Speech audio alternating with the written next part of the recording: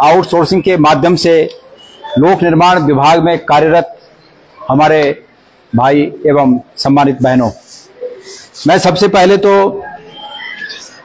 यहाँ पर आप लोग इस रूप में आंदोलित हैं कि बहुत वर्षों से 2014-15 से लगातार आप लोग लोक निर्माण विभाग में सेवा दे रहे हैं और आप लोगों की 2-3 मांगे हैं।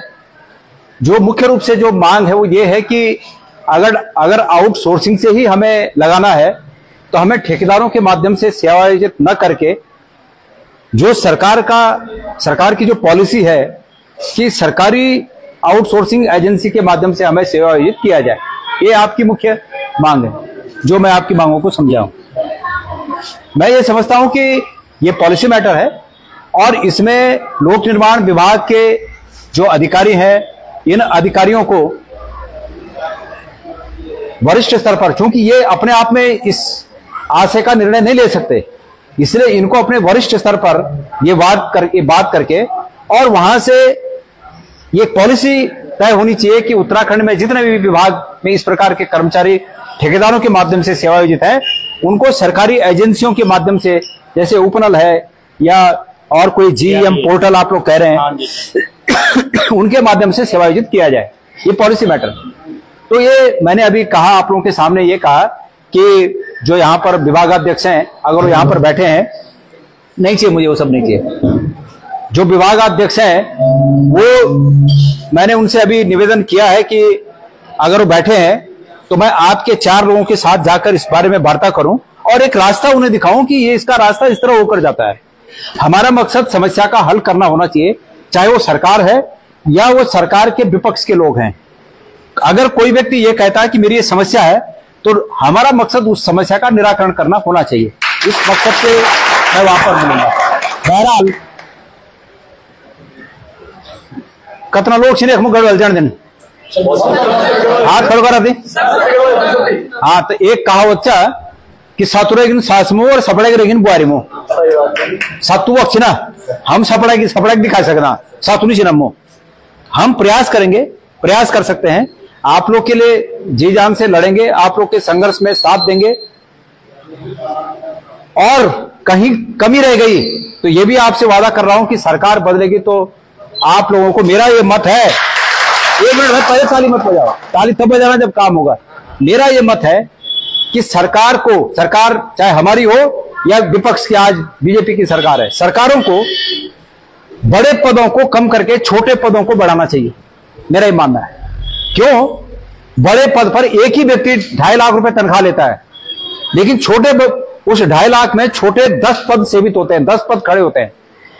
सरकारों ने किया क्या? ये अटल बिहारी जी के समय से हुआ कि क्लास 4 के सब पद खत्म कर दिए और केंद्र का एक कानून बनाया गया और वित्तीय डिसिप्लिन को मेंटेन करने के लिए राज्यों को बाधित किया गया कि वो क्लास 4 के पदों को समाप्त करें और उसके तहत क्लास 4 के पद समाप्त हुए और बड़े पदों का सृजन होता रहा। माना एसडीएमओ के पद बढ़ते रहे, डीएमओ के पद बढ़ते रहे, सेक्रेटरीज के पद बढ़ते रहे, फॉरेस्ट सर्विसेज के पद बढ़ते रहे, तमाम ऐसे बड़े बड़े पद जिनमें 2.5 लाख से ऊपर तनख्वाह है वो पद बढ़ते रहे। लेकिन क्लास 4 के पद जिनमें 2.5 लाख में 10 लोग सेवा आयोजित हो सकते हैं, ऐसे पद समाप्त रहे। अगर हमारी सरकार आए तो ये हमारा संकल्प होगा कि हम ऐसे सभी छोटे पदों को दोबारा सृजित करके और उन पदों पर नियमित नियुक्ति करेंगे। जो लोग पहले से करते आ रहे हैं उनको उसमें पहले वरीयता दी जाएगी और उसके बाद एक नियम बनाया जाएगा कि ऐसे छोटे पदों को दोबारा सृजित किया जाए, दोबारा जीवित किया जाए। तो अभी तक इन्होंने वो पद सब मृत कैटेगरी में डाल दिए। मतलब अगर कोई क्लास 4 में कोई पीडब्ल्यूडी में अगर बेलदार है क्लास 4 में, अभी तो बहुत कम बचे होंगे, वो भी मुझे लगता है कि बंगलों की चौकीदारी में कोई एक आध होगा तो होगा, नहीं तो पूरी तरह वो भी रिटायर हो गए हैं। एक आध है मेरी जानकारी में, एक आध है, हाँ, बंगलों में वो चौकीदारी कर रहे हैं। ठीक है, तो वो मृतक श्रेणी के पद कर दिए कि भाई ये रिटायर हुआ तो ये पद मर गया, हमें उसको दोबारा जीवित करना है। ये मैं आपसे कहना चाहता हूं। बहरहाल मैं जल संस्थान के आप ही जैसे वहां भी ठेकेदारों के माध्यम से सेवा आयोजित लोग हैं, जिनको कोई बता रहा है मुझे 6,000 मिल रहा है, कोई बता रहा है कि मुझे 4 महीने से तनख्वाह नहीं मिली, कोई 8,000 में नौकरी कर रहा है, यहाँ भी ऐसे लोग होंगे। क्योंकि जब ठेकेदारों के माध्यम से अगर सेवा आयोजित किया जाता है तो निश्चित रूप में ठेकेदारों ने वहीं उसी में से भिगाना है, उसी में से निचोड़ना है, उसी में से पीना है। मतलब जो उसको मिल रहा होगा उसी में भिगाना है और उसी में निचोड़ना है और उसी में पीना है और उसी में सब कुछ होना है। तो विभाग भी है, सभी जानते हैं इस बात को, विभाग भी है, उसका अपना परिवार भी है। तो अंततोगत्वा ये खून जो चूसा जा रहा है वो श्रमिकों का चूसा जाता है। तो इस व्यवस्था को बदलने के लिए मैं इस स्थिति में नहीं हूं कि मैं आज बोलूं कि मैं इस व्यवस्था को अभी बदल दूंगा। मैं इस समय सिर्फ और सिर्फ आपके इस प्रयास को बल देने के लिए, आपके इस प्रयास को साथ देने के लिए यहां पर मौजूद हूं, यहां पर खड़ा हुआ हूं।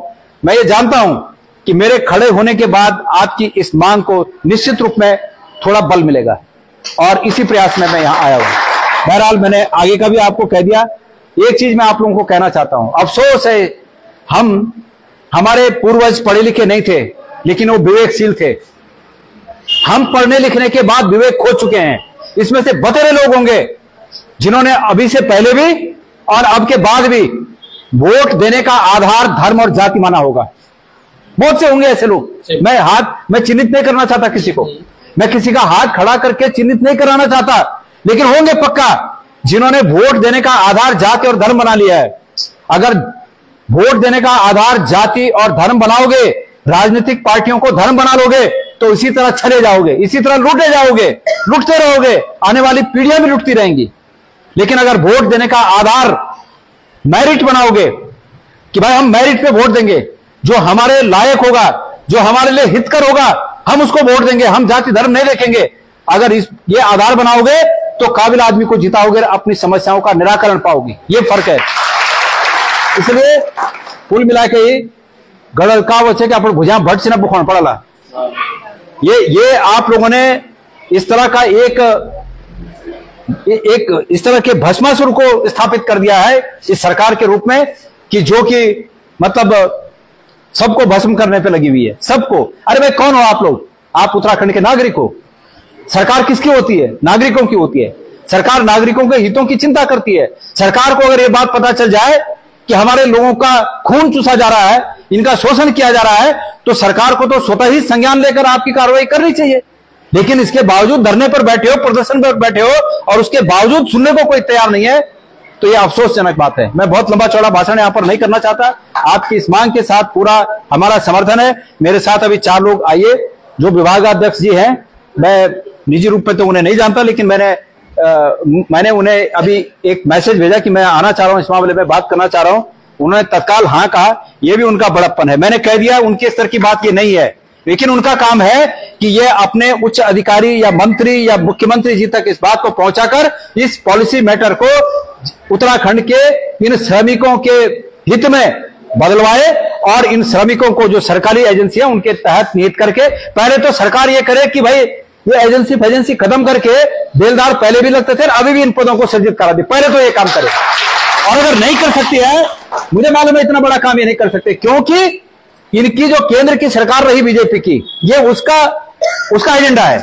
तो ये अपनी केंद्र की सरकार के एजेंडे के खिलाफ नहीं जा सकेंगे, इसलिए वो नहीं कर सकते हैं। तो कम से कम ये ओफनल या और भी जो सरकारी एजेंसियां है, पीआरडी है या एक और कोई आप बोल रहे हो जीएम पोर्टल क्या वो बोल रहे हो, उसके तहत आप लोगों को सेवा आयोजित करें और जो नियमानुसार सबको मिलता है वो आप लोगों को भी मिले। ये हमारी मांग है। बाकी ईपीएफ और वो जो है वो तो जब वो होगा तो वो भी होगा। जब नॉन वो तो झगुल टोपुल सब कुछ बोलो, पर पहलू तो हो। तो ये मैं कहना चाहता हूं। तो बहुत अधिक न कहते हुए मैं अपने शब्दों को यहाँ पर विराम देता हूं। आप लोगों को जिसमें भी मेरी तरफ से कोई नहीं है, ये मत बोलना गुजराल जी अपने साथ किसको ले गए। मैं किसी को नहीं जानता, मेरे लिए सब बराबर है। जो 4 लोग आप उचित समझते हैं उन 4 लोगों को मेरे साथ भेज देना और फिर ये लोग आपको बता देंगे कि वहां पर क्या बात हुई। ठीक है, धन्यवाद।